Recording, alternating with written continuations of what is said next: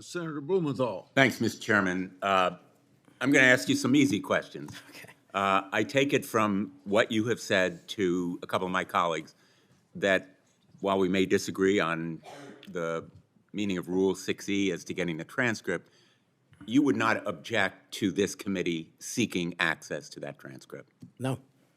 And you're aware that Rule 6E permits you to talk about your own testimony. Will you testify to this committee, let's say in a classified setting, as to what you said to the grand jury?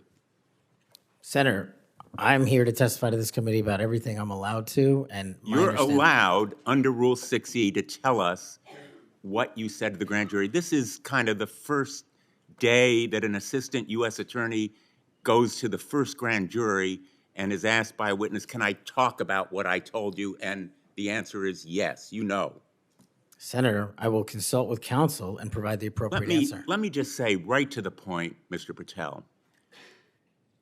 What are you hiding? Why won't you tell us?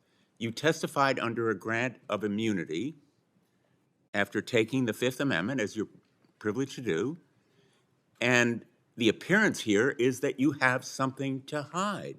I submit to my colleagues on the committee, we need to know what the grand jury testimony is. We need access to that second volume. And you have no objection to our seeking it, but you won't tell us, even in a classified confidential setting. I think that position is disqualifying. That was days of testimony years ago. I don't have the ability to recollect Well, you can that. refresh your recollection with access the to transcript. Let me ask you another topic.